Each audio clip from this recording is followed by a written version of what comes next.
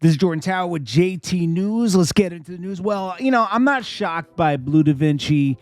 First of all, he should be like defending himself out here, right? Because people were calling him a snitch, and there's not a lot of evidence on that, even though he was debriefed, right? And you do have to confirm a lot of things the government says, like, oh, we know this, is this true? And you're going to say, yeah, right? He didn't offer any new information, he's saying. Ralphie had already provided the limo and this and this. But to a lot of these guys, that's already cooperating to them. They're like, hey, you cooperated, like, well, what can you say, But I don't know, but the other thing that's throwing me for a loop, I can see him defending that, and then he's also trying to point the finger at Meech, like, yo, he's messing with this girl that was also a snitch, but she owns the life rights to his story before she snitched, so like he kind of has to deal with her, right? So what was he supposed to do? Just not do anything with the story? It's like, I don't know. She's kind of got him in a corner at that point. So what threw me for a loop is he continued on this Jeezy thing where he's trying to take down Jeezy again. He's mad. Look at this is evidence right here. Jeezy's been on CT, Corporate Thugs Entertainment, since back then. He was already on his own grind with his own label and everything back then. He got down, Bleu Davinci took him in the, took a liking to him, and they did music together.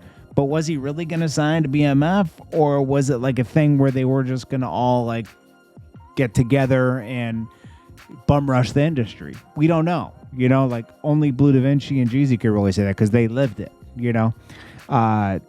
They were definitely tight back then, and BMF being around Meech and everybody definitely helped Jeezy out. That's undeniable. Does Jeezy owe Bleu Davinci his whole career? I don't know.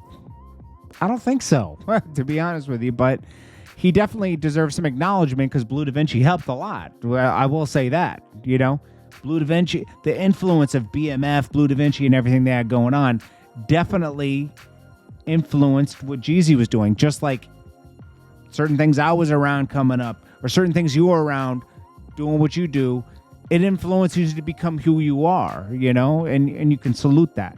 But Jeezy didn't even have a chance to salute that, really, because Bleu Davinci's been going at him. Bleu Davinci said, I didn't mess with him from 2003 and up. He was itching to come home and start dissing him. So, of course, Jeezy dissed him when he in 2012, because Bleu Davinci, he says, yo, he dissed me on this song. Dude, you had been dissing him on the radio already as soon as you got home, And, some BMF members say that Jeezy should have did more for Meech. But if he had did too much for Meech, well, Meech is locked up, right? The government starts looking at you like, oh, man, we got to shut this guy off, man. This guy is helping this guy. What did they do to Irv Gotti in the whole Supreme situation? They took him to court. They had to shut the money thing off, like spank him, like, yo, don't mess up what we got going on here. We got Supreme where we want him. By the time they were done with Irv Gotti, they couldn't give him any money, give Supreme any money, and he went to court with a public defender and went to jail forever. So, do you think Jeezy wanted to go through that? Do you think Big Meech wanted that for Jeezy? I don't know. Like Southwest T thinks otherwise. He said something in 2020 when he came home, but Jeezy had already responded to. He's not going to respond to Bleu Davinci. He already responded to him on that song. On Get Right, he said, so now you ain't messing with me. That's how you feel. Like I was never messing with you. Get for real. Like I was ever messing with you. Get for real. I ain't done what for who. Come on, man. Basically saying like, yo, because, he's saying he should have done more for Meech and this person and this person. You claiming that you put me on, get you a deal, acting like Rico from Belly. That's what you're doing. Homie didn't really know what it is, what you pursuing. F around with Young, he'll get you ruined. Thought he was going in tonight. what is we doing? Like, basically, like, this is when Bleu Davinci was trying to take him down a notch on the radio. Notice nothing happened with Bleu Davinci's career when he came home. Jeezy was already on. It wasn't going to go anywhere. It didn't go anywhere before he went to jail. To be fair, real talk. And I don't hate Bleu Davinci. I just think that a lot of this is just too much, man. It's like, defend your honor. I can see that, but then it turns into this whole other thing where we're going back into Jeezy again. I mean, Jeezy's at the end of his career at this point. Then he says, real talk. Don't make me, have sex with your girl. I'm her type. Have her looking broad day with a flashlight. Find the light. Acting. You're an actor. Give him 3 strikes. Heard he rapped to the judge. Gave him 3 mics. Never in my life seen guys acting like dykes.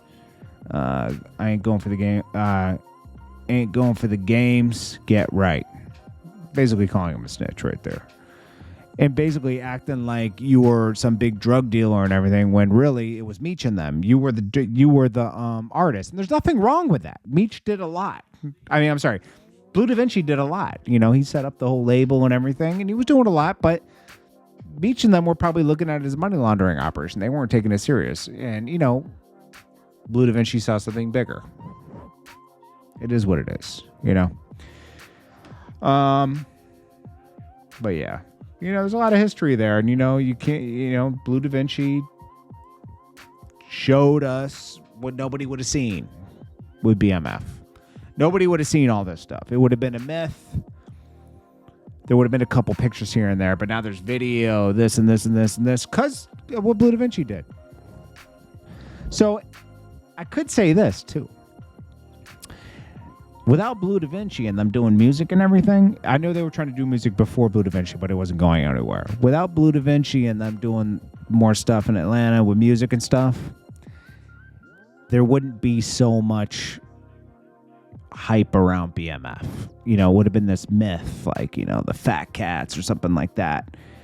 But it wouldn't have gotten a TV show now, because they're a staple in hip-hop culture, And you got to look at it like that, too. There's a lot of different ways to look at it. I don't want to totally hate on Bleu Davinci. There's certain things I don't agree with, but there's certain things... and it's, for me...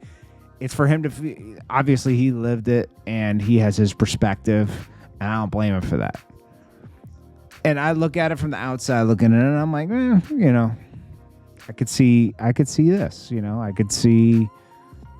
I don't know. It seems like he's doing fine, man. It seems like he landed on his feet. It's good rap probably didn't work out for him because he's probably making more money doing the car thing and everything he's doing in Miami. So, it is what it is. This is Jordan Tower with JT News. Peace.